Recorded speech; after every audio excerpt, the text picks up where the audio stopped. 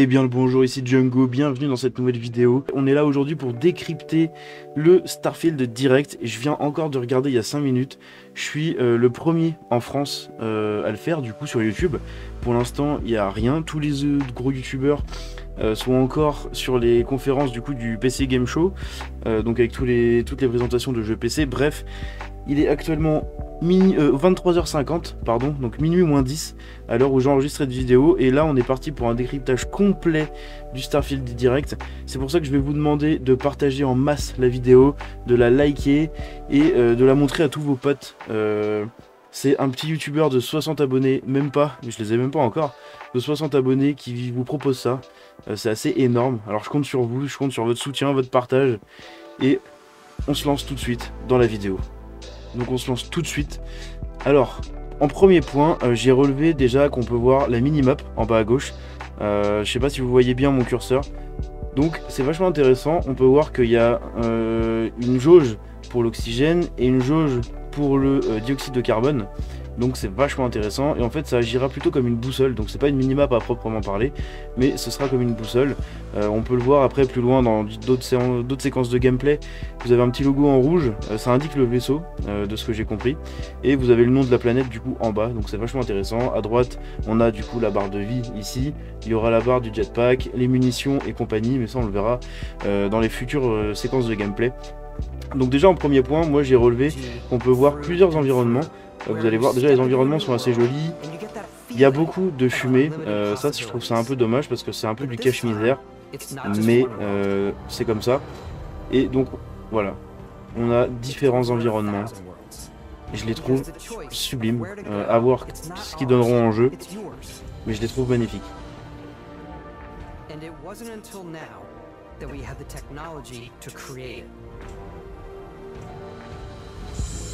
C'est assez incroyable quand même. On arrive du coup au deuxième point. Le deuxième point, c'est leur système d'éclairage. Alors il détaille un peu plus vers la fin de la présentation, mais ça va être un truc assez incroyable. Je vous lance tout de suite la vidéo pour vous montrer. Mais en gros, ils animent l'éclairage en temps direct, et c'est assez ouf. Déjà, vous voyez la structure absolument énorme. C'est incroyable. Et du coup ça nous fait arriver au point d'après. Donc le point d'après c'est quoi? C'est les animations du coup. Donc vous allez voir, on a des animations du coup en troisième personne. On va avoir l'animation en première personne. Je trouve l'animation de course pas si ouf que ça. En troisième personne ça me fait un peu peur. Les environnements sont assez sympas. Ici on a le système de scan du coup à la No Man's Sky bien sûr. Ça emprunte beaucoup de No Man's Sky, vous allez voir. Je vais beaucoup me répéter en fait, mais ça emprunte énormément de No Man's Sky. Là vous allez avoir la collecte de ressources à la No Man's Sky bien sûr. Voilà. Donc on peut voir en haut à droite ça marque la ressource que vous venez de collecter. En l'occurrence ici c'est du fer. Vous avez les logos toujours sur la minimap, un volet carré rouge ennemi. Le logo de la structure. Donc là c'est une mine abandonnée. Et on va attaquer tout de suite du coup au point d'après, c'est les combats. Et le premier truc qu'on voit, c'est, vous l'avez vu ici, le niveau du coup des ennemis. Donc vous avez le nom, vous avez la barre de, je pense que c'est un espèce de bouclier, et la barre de vie. On sait pas trop encore à quoi ça correspond. On a du coup l'XP qui s'affiche ici, bon voilà je vais pas vous faire un dessin. Vous avez à droite les munitions et compagnie. Mais c'est surtout les niveaux, donc là vous allez voir c'est niveau 14. Et on va voir plus tard dans la vidéo, mais ça peut aller jusqu'au niveau 80. C'est assez énorme quand même. Les gameplays je les trouve assez dynamiques. Ça manque un peu de punch je trouve. Il y a un truc, il manque quelque chose. Mais sinon ils ont l'air quand même assez sympas. Le feeling des armes a pas l'air si dingue que ça par contre. Et du coup on arrive directement sur le point encore juste après. C'est le point du loot, vous le voyez ici, donc ça c'est l'interface de loot. On voit que c'est assez soft, mais ça va avec tout le design en fait du HUD, donc c'est assez sympa. Et juste après il y a quelque chose d'intéressant, voilà c'est ça. Ici, vous avez le retour du coup, on s'en doutait, mais c'est le retour du système de poids pour les items. Donc il y a le poids comme dans tous les jeux Bethesda du coup. Vous avez le poids, ou si vous dépassez un certain poids, je me répète, Du coup vous ne pourrez plus courir. Votre personnage soit il va être bloqué, soit il va juste marcher, mais vous ne pourrez plus courir. Et on a à gauche du coup les crédits. C'est intéressant parce que dans la suite de la vidéo, à un moment, on voit que pour réparer le vaisseau, ça coûte 1000 crédits. Et là, vous voyez, les munitions, elles coûtent 9 à l'unité. Donc ça situe un peu la proportion du coup de l'argent dans le jeu.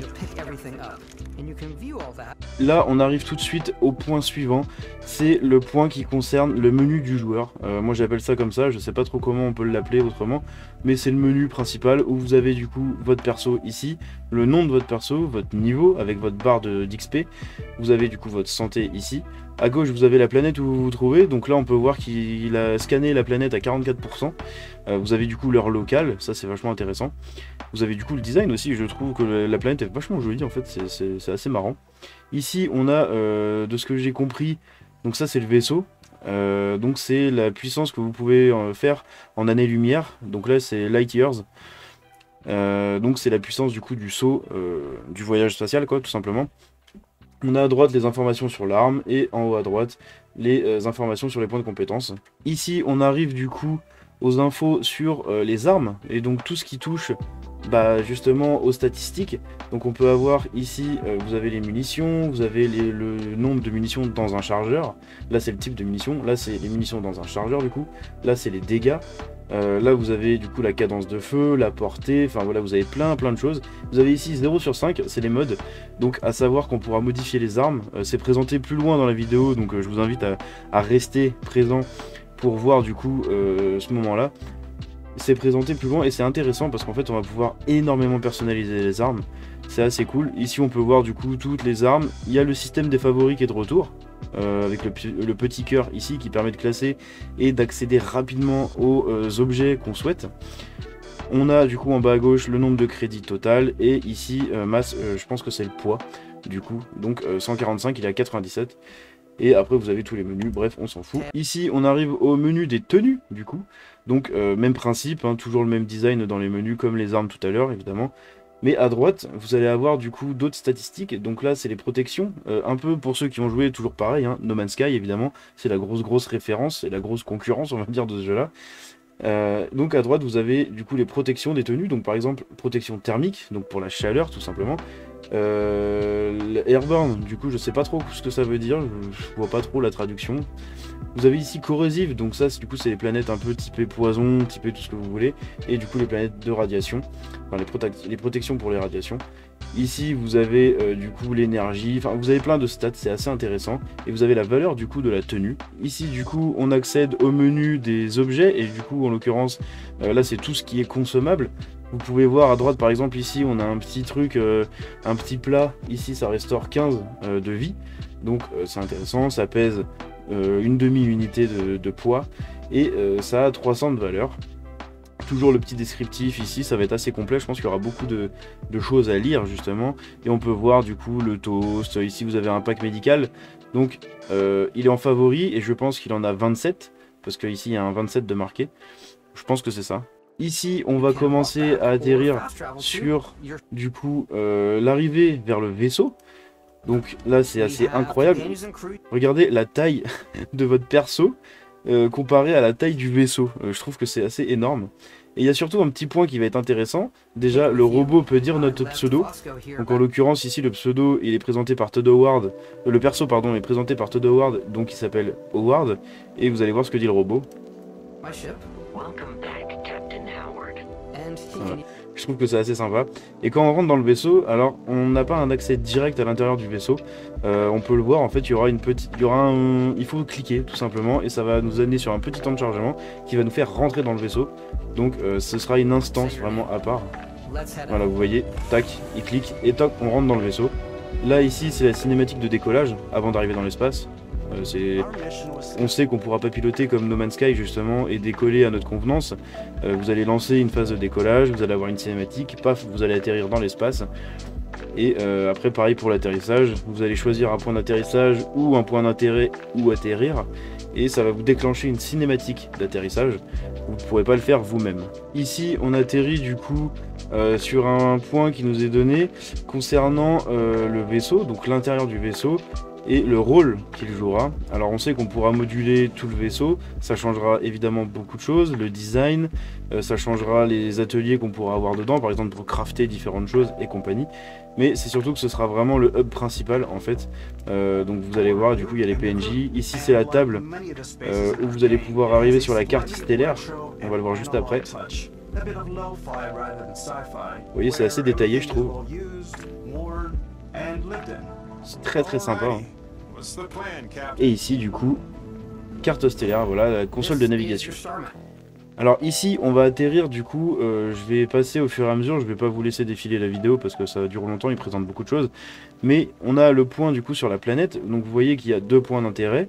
Et un peu plus tard il montre qu'en fait on peut cliquer et atterrir un peu où on veut. Juste c'est pas nous qui atterrissons, hein, c'est une cinématique comme je l'ai dit juste avant. On a du coup le type de la planète, donc vous voyez c'était la planète de tout à l'heure qu'il a exploré et scanné du coup à 44%.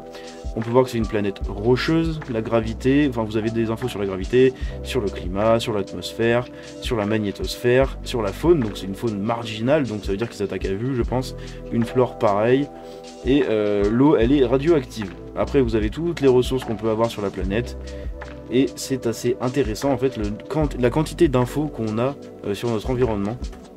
Si j'avance un peu plus, on peut voir qu'ici on a la carte du coup du système solaire. Donc ici vous avez la planète. Si vous dézoomez sur la carte, pouf, vous atterrissez sur la carte du système. Et là on peut avoir l'accès à toutes les planètes. Ils ont dit qu'apparemment même les lunes, les différentes lunes des planètes seront explorables. À voir si ça s'applique à toutes les planètes. Mais encore une fois, donc c'est le système du coup Porrima, c'est un système de level 30. Ici vous avez du coup les planètes avec les différentes lunes, hein, comme je vous ai dit. Il a exploré le système à 32%, voilà, vous avez toutes les infos qu'on retrouve sur cette planète là. Et ici vous avez une phrase, je vais vous la passer, vous allez voir dans les sous-titres. Voilà. Il nous dit qu'on va avoir de nombreuses planètes désertes mais riches en ressources. Et ça en fait c'est exactement ce qu'on savait et à ce à quoi on s'attendait.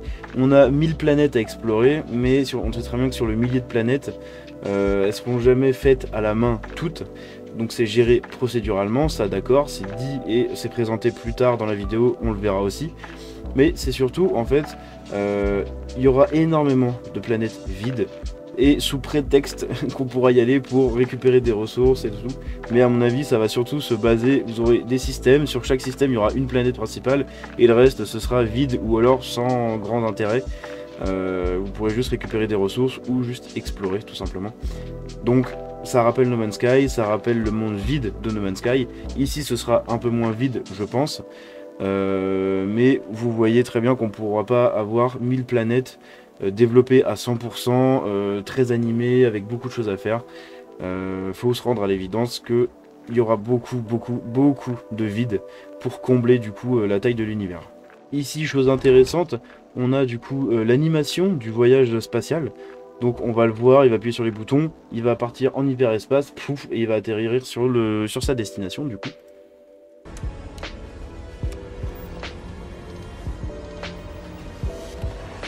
Voilà, donc ça c'est cinématique du coup. Tac. Et voilà, pouf. Et là, vous rentrez du coup dans le nouveau système. Donc c'est intéressant. Ici, on a justement, moi c'est ce qui me fait dire que c'est la cinématique d'intro. Donc enfin, du moins ça se déroule au tout début du jeu. Donc il va aller vers la planète principale, c'est la ville de New Atlantis. Et en fait, arrivé sur la planète, on lui demande de scanner sa cargaison. Je pense qu'on va pas le faire sur chaque planète où on va arriver, sinon si on veut visiter les 900 ou les 1000 planètes, ça va être très chiant. Donc c'est ce qui me fait dire que c'est un peu scripté.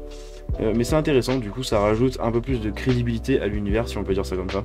Et donc là du coup je pense que voilà, comme je vous ai dit, c'est la première fois qu'on arrive sur la planète. Voilà, on sélectionne le point d'atterrissage, on enclenche la cinématique, pouf, on atterrit. voilà comment ça va se passer sur le jeu. On peut voir les grandes structures, hein. On les verra encore mieux après. Et voilà, vous les voyez ici, les structures absolument énormes qui ont été designées. Je trouve que c'est magnifique. C'est vraiment magnifique. On atterrit à un moment où je voulais vous montrer. Ça c'est ma grosse inquiétude et au final elle s'est confirmée. Bethesda ne sont pas très doués à chaque fois pour faire des grosses animations faciales. Ils sont doués dans la création de monde, d'univers, d'histoire, de lore et tout ce qui s'en rapproche. En ce qui concerne le Chara design, donc le design des personnages, en général, c'est assez faible. Et là, on a encore une preuve. Vous allez voir une animation de dialogue. Je trouve ça dommage qu'en 2023, on en soit réduit à avoir encore des trucs comme ça. Mais bon, on peut le comprendre avec tout ce que je propose à côté. Qu'il y ait des petites coquilles comme ça, mais c'est assez rigolo. Je vous le passe tout de suite. Donc là, vous avez un personnage qui arrive, on discute, et là, regardez bien.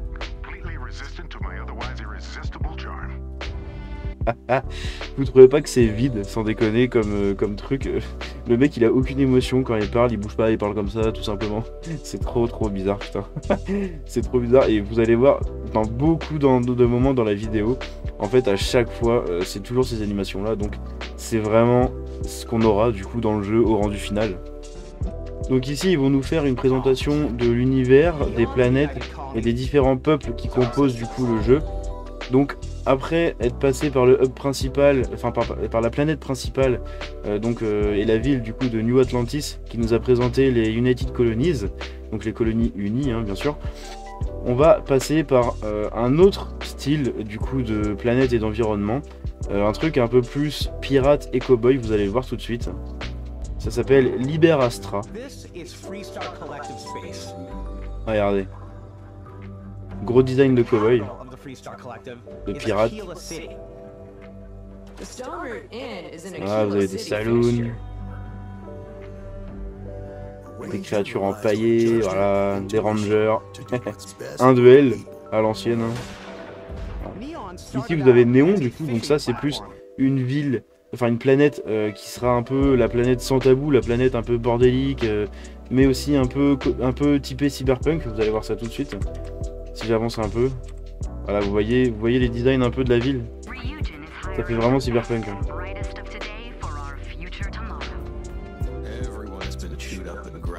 Bref, il y a beaucoup de trucs comme ça. Vous en avez encore d'autres après, des présentations. Je vous laisserai aller les découvrir aussi par vous-même. Ici, je vous présente la cinématique d'intro du jeu. À mon avis, ça en fait partie. Hein, c'est vraiment dans les premières minutes du jeu où on va avoir un petit dialogue qui nous emmène sur la création de notre personnage. Donc, je vous le passe tout de suite. Okay, take it easy. You were out cold. No physical damage. Mentally, the jury's still out. You know who you are? New recruit for Argos Extractors? Ring any bells? Any of this look familiar? Et voilà comment se présente du coup l'interface de création du personnage. On l'avait déjà vu du coup dans des présentations précédentes, mais c'est toujours intéressant du coup de se plonger dedans. Donc vous avez à gauche, je crois qu'il y a une quarantaine de présélections, donc de modèles déjà préfaits. Donc ça c'est pour vous donner une base, après que vous pouvez modifier ou non, hein, ça dépend de vous.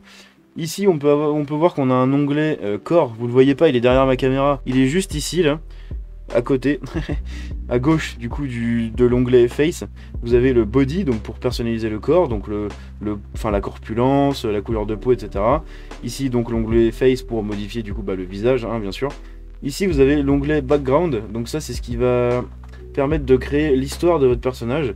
Par exemple, je sais pas moi, vous étiez un ancien pirate, vous êtes reconverti dans autre chose, et voilà, du coup ça fait la personnalité de votre personnage. Vous étiez un ancien soldat, vous étiez un civil complètement lambda, enfin un technicien, voilà, il y a plein de choses comme ça. Et ça va vous permettre du coup d'avoir des dialogues en plus et de créer une personnalité pour votre personnage, comme je l'ai dit. À droite, vous allez avoir des traits. Ça, c'est très intéressant parce que du coup, ça permet de pousser encore plus la personnalité de votre personnage et les différents choix de dialogue qu'il y aura dans le jeu. Donc, vous avez par exemple, si vous êtes introverti, vous allez avoir des phrases à dire et d'autres que vous ne pourrez pas dire. Du coup, vous pouvez faire des choses et d'autres choses que vous ne pourrez pas faire qui seront complètement bloquées. Vous pouvez par exemple mettre que vous avez de l'ADN alien. Il y a plein de choses comme ça, donc ces trois traits, ça va permettre de pousser encore plus la personnalisation du personnage et vraiment créer une personnalité, quoi, tout simplement, et qui vous ouvrira des portes ou vous enfermera aussi d'autres, y compris dans les dialogues, hein, voilà, au sens propre comme au sens figuré. Je vous montre juste ça, donc ici il est en train de personnaliser pardon, le visage du PNJ et vous pouvez voir que les graphismes ça fait très Skyrim, hein. J'ai l'impression qu'ils n'ont pas évolué depuis 10 ans, ça fait très mal d'avoir des graphismes si peu jolis en fait sur un visage, sachant qu'on... Bon après, on va pas voir notre perso tout le temps, mais je trouve ça quand même assez dommage. Mais c'est largement excusé avec la qualité du jeu et tout ce qu'il y aura à faire à côté. Mais c'était juste une petite crotte de nez que je voulais leur lancer comme ça, voilà. C'est gratuit. Ici, alors je vous présente, pour ceux qui n'ont pas la ref, vous l'avez peut-être raté hein, quand vous avez regardé le Starfield Direct. Pour ceux qui n'ont pas la ref, en fait, c'est un personnage qui est censé rappeler le personnage dans Oblivion. C'est un mec qui vous courait tout le temps après. Donc dans The Elder Scrolls 4, du coup. Oui, c'est le 4 Oblivion, oui, c'est le 4, je crois. Et du coup, ce mec-là était complètement casse-couille dans le jeu. C'était le fan numéro 1 de notre perso dans le jeu. Et là, ils ont reproduit un peu le même truc. En fait, suivant les traits que vous allez sélectionner, vous pouvez par exemple avoir un fan. Et ce qui est assez drôle dans la présentation du coup du Starfield Direct, c'est qu'on le voit. Donc ça, ceux qui ont la ref l'ont reconnu direct. On reconnaît tout de suite sa tête. Et ce qui est assez rigolo, c'est que plus tard, un tout petit peu plus loin, en fait, on a la possibilité de potentiellement le buter. Donc juste ici. Donc là, vous voyez, c'est ici le perso qui discute. Et là, regardez. Voilà, il y a possibilité de le buter. Donc c'est assez rigolo. C'est un petit troll qu'ils ont glissé au cours du Starfield Direct. C'est assez marrant. Ici, on va passer du coup au point sur les compétences. Donc là, il vient de buter un ennemi, ce qui l'a fait passer niveau 10 et donc gagner un point de compétence. Et vous allez voir tout de suite comment ça se présente. Donc vous avez des onglets physique, social, combat, science et tech. Et dans chacun des onglets, vous allez avoir d'autres petites catégories comme ça, avec plein de petites perks à débloquer et à améliorer. Donc ça se décompose en 4 points. Voilà, vous avez 4 points sur chaque compétence. Comment vous débloquez les prochains points, les prochains paliers? En fait, c'est tout simple, il faudra faire des défis. Donc par exemple... ici donc c'est pour déverrouiller du coup des portes et des mécanismes, et ben vous allez voir, il vous faut déverrouiller 5 mécanismes pour pouvoir passer au rang 2 et ainsi de suite. Donc ils ont fait un système comme ils ont toujours à peu près fait dans leur jeu, mais celui-là j'ai peur en fait qu'il nous pousse à farmer du coup les défis. Donc par exemple on veut absolument avoir le rang 4, on va devoir farmer comme des merdes pour justement augmenter ça. Avec tout ce qu'il y a à faire à côté dans le jeu, je trouve que ça va nous bouffer beaucoup de temps. Donc c'est ma petite peur. Ça se trouve ça se fera tout seul, hein, parce que vous aurez peut-être énormément de choses à pirater. Donc les 5 se feront en 10-15 minutes sur une planète en fouillant un peu par exemple. Mais c'est vrai que c'est ma petite peur, c'est ma petite crainte et je l'expose ici. Faudra voir ce que ça donne en jeu. Ici, c'est ce que je vous ai dit tout à l'heure. Donc là, ils nous ont présenté une compétence qui nous permet d'apprivoiser du coup les animaux. Donc les animaux, les créatures, hein, voilà, vous avez compris. Et on peut voir que la créature est niveau 80. Donc il y a potentiellement un niveau 80 dans le jeu pour le joueur. Si c'est le cas, c'est absolument énorme, parce que quand on a vu le nombre de compétences qu'il y a, logiquement, bah, il n'y en a pas beaucoup. Donc il y en a... Avec 80 compétences, 80 niveaux, il y a peut-être moyen de tout débloquer, je sais pas. Mais il faut le noter, hein, il y a potentiellement un niveau 80 dans le jeu. C'est assez incroyable. À partir de maintenant, on va commencer à attaquer les vaisseaux et à taper dans le dur.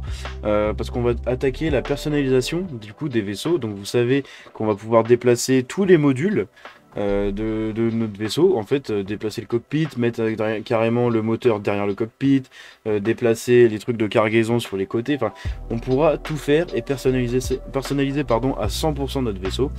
Et donc on va le voir tout de suite. Vous allez voir, il y a plusieurs styles. Donc ça c'est le style de base. Ici, hop, ça change. Par exemple, un vaisseau pardon, de livraison, par exemple. Donc vous allez avoir toutes les bonbonnes, c'est des trucs de stockage, hein, avec des gros moteurs derrière, d'autres trucs de stockage, enfin voilà. Vous allez avoir moyen de faire énormément de vaisseaux différents. Donc là, on va plonger du coup, comme je vous ai dit, dans le dur, dans la personnalisation du vaisseau. Donc c'est assez complet, voilà. Donc ça, c'est l'interface qui se présente comme ça. Donc par exemple, on peut avoir à gauche du coup le système du vaisseau. Donc ça, c'est ce qu'on va pouvoir répartir, par exemple, pour en mettre plus dans les lasers, plus dans le moteur, plus dans les boucliers. C'est selon notre convenance et selon nos besoins. On a du coup la valeur du vaisseau, le nom du vaisseau, À gauche, vous avez la quantité de carburant du vaisseau, la quantité de place dans le vaisseau, donc le cargo ici.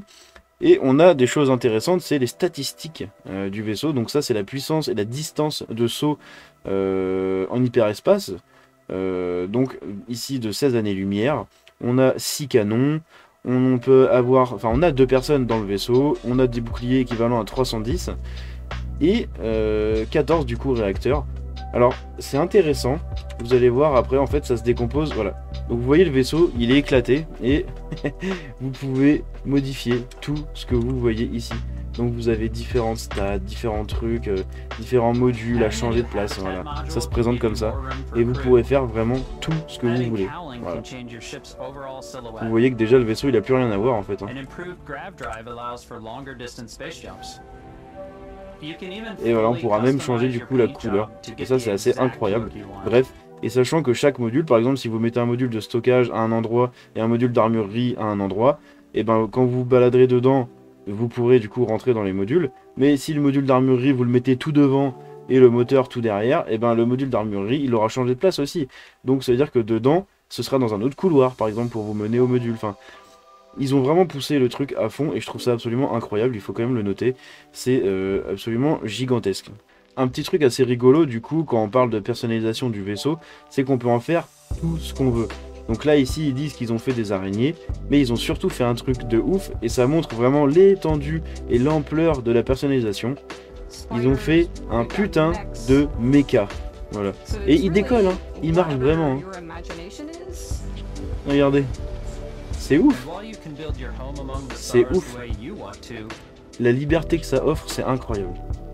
Donc là, il y a eu un point qui a été fait sur l'équipage, donc des personnages que vous pourrez recruter dans le jeu en vous promenant, ou des personnages qui font partie de l'histoire principale. Mais on a surtout le droit au retour des romances, du coup. Donc ici, vous avez par exemple un personnage qui fait partie de l'histoire principale, et du coup, les points où elle est la plus efficace. Donc par exemple, si vous la faites venir sur votre vaisseau, vous pourrez l'affecter au laser, elle est spécifiée à 3, et sinon ce sera l'astrodynamique. Mais vous voyez qu'elle est un peu moins efficace pour gérer tout ce qui est botanique et le commandement du coup de l'équipe. Donc c'est assez intéressant. Vous pourrez comme ça dispatcher votre équipage comme bon vous semble. Donc ici, voilà, comme c'est marqué, vous pourrez aussi du coup avoir un retour des romances dans le jeu. Enfin un retour des romances tout simplement. Donc avec vos personnages, c'est assez intéressant. Donc on atterrit dans le vol spatial et comment ça va se faire. Donc comme je vous l'ai dit, on a de la puissance à répartir suivant le vaisseau que vous avez, de la puissance à répartir entre par exemple ici les lasers, les moteurs, les boucliers. Et vous allez pouvoir jauger un peu ça, un peu comme ce qui se faisait dans Star Wars Squadron. Bon après évidemment avec une échelle bien plus petite, on est d'accord. Mais le principe reste le même, vous pouvez répartir la puissance selon ce que vous avez besoin. Donc ici on met par exemple tout dans le moteur pour aller plus vite. Je tiens aussi à faire un petit point sur l'interface, vous pouvez voir à gauche balistique, je crois que c'est les balles tout simplement. Ici ça doit être les missiles et là ça doit être les tirs laser. Vous avez un boost quand vous cliquez sur le joystick de gauche et vous pouvez du coup gérer votre vitesse. Donc je pense en avant et arrière avec le stick pour avoir plus ou moins de vitesse. Toujours dans les vaisseaux, donc il nous explique que quand on croise du coup des vaisseaux dans l'espace, on peut leur tirer dessus, donc on peut discuter avec eux, faire des pactes, des alliances, commercer tout simplement, ou juste discuter, hein. Mais on peut aussi les attaquer. Si on les attaque, on a deux choix, on peut détruire leur vaisseau comme ici et récupérer les ressources, ou alors mieux, on peut faire un putain d'abordage. Ils ont carrément mis ça dans leur jeu.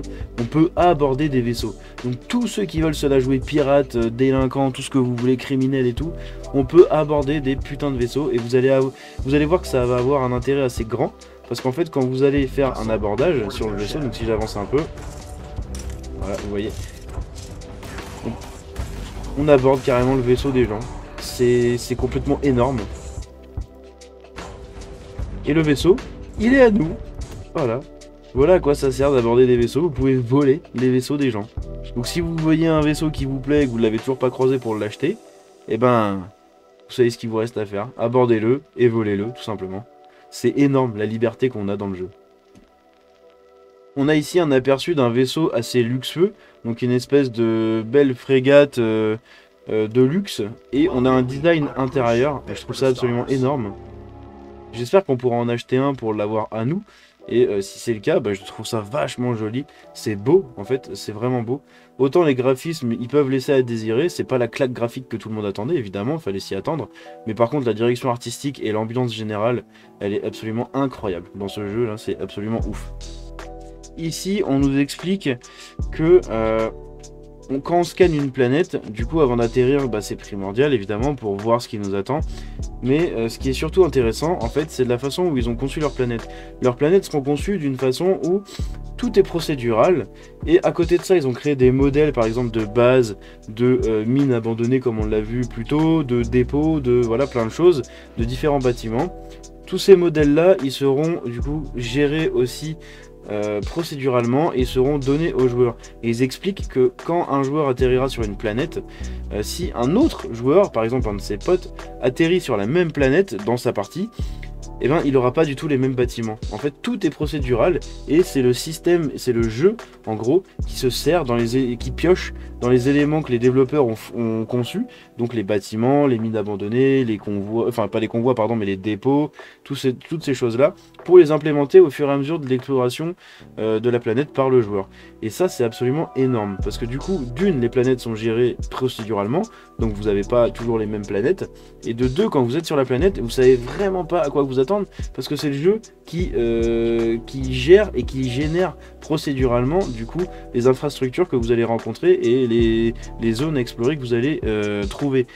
Ça, c'est un point absolument énorme, je trouve. Et ça va donner une rejouabilité absolument oufissime du jeu. Et nul doute que les passionnés qui ont déjà passé des centaines et des centaines et des centaines d'heures sur Skyrim à l'époque et sur Fallout et compagnie vont y passer le triple sur Starfield. C'est absolument énorme. Le nombre de choses qu'il y aura à faire, c'est ouf. Ici, on passe à une phase de gameplay où on va combattre. Donc on va voir vraiment l'animation des armes, les combats en temps réel, et c'est vachement intéressant parce qu'après ça va parler du coup de la personnalisation des armes. On peut ouvrir la porte. Là, hop, les jetpacks peuvent prendre feu et exploser, toujours faire attention. Vous voyez, il avait un espèce de bouclier lui.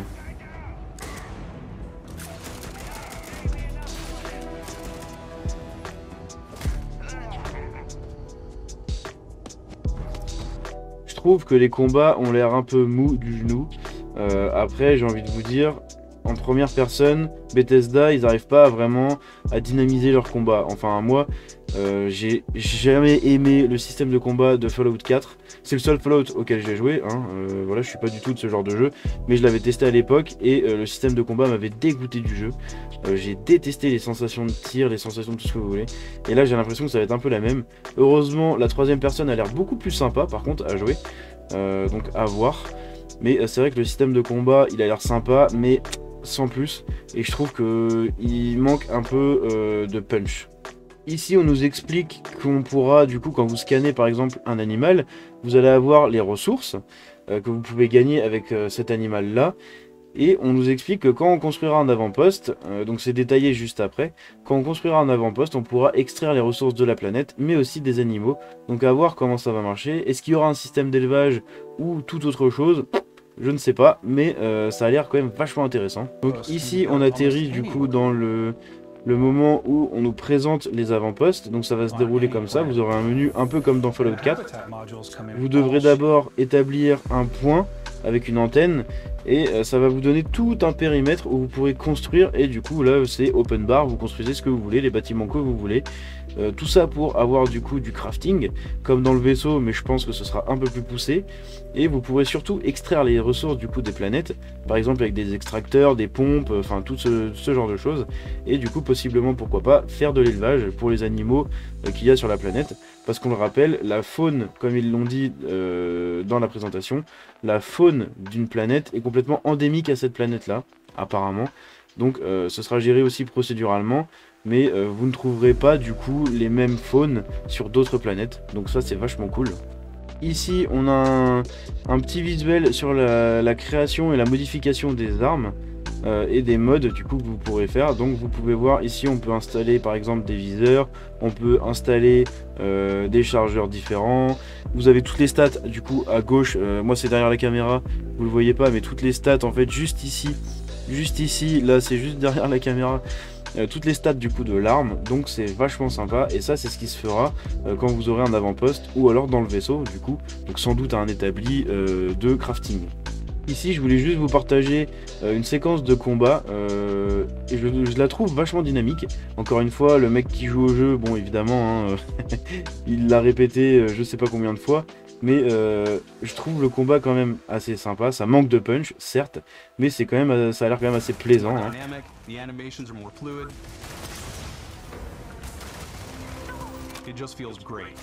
Après comme vous pouvez le voir, les ennemis ont l'air d'être quand même très souvent les mêmes. Ça c'est un peu dommage, et ça a l'air de manquer de variété. Les différentes armes.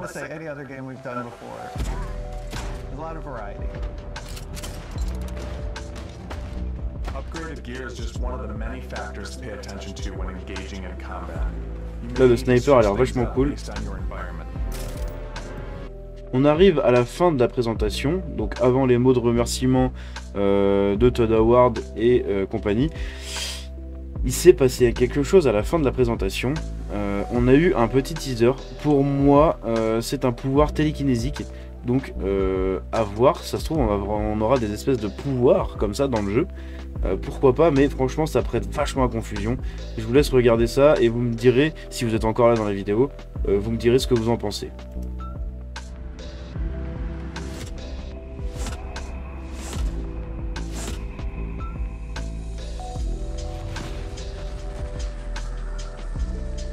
Voilà, donc le mec il a l'air de tendre la main et soit il fait léviter tout le monde, soit juste il les renverse un peu comme s'il avait de la force dans Star Wars, je sais pas. Mais je trouve ça vachement intéressant et en plus ça se termine là-dessus. Voilà, donc on voit qu'il n'y a pas de gravité parce que notre personnage est toujours au sol, mais on voit que tout le monde vole. Donc, qu'est-ce que c'est que ce truc? Est-ce que c'est un nouveau pouvoir qu'ils n'ont pas présenté parce qu'ils ont quand même gardé des surprises, ou est-ce que c'est tout à fait autre chose? Je sais pas, ce sera à découvrir. Et enfin on a la date de sortie, donc le 6 septembre 2023. Donc on le savait déjà, elle avait déjà été citée plusieurs fois. Ici vous avez les différentes éditions du coup pour acheter le jeu, donc l'édition de base, l'édition premium, et là vous avez l'édition collector. Alors l'édition collector, vous avez énormément de choses dedans, mais comme vous pouvez le voir, il y a un early access de 5 jours, pardon. Donc c'est assez énorme, sachant qu'il est déjà disponible dans... Enfin il est déjà disponible, non mais il sera disponible dans le Game Pass. Et vous aurez en plus du coup 5 jours d'early access, c'est ouf. Et surtout la première extension du coup qui sera comprise dedans. Donc évidemment on s'en doute elle sera pas directement là à la sortie du jeu, mais c'est un peu comme si vous aviez un Season Pass tout simplement.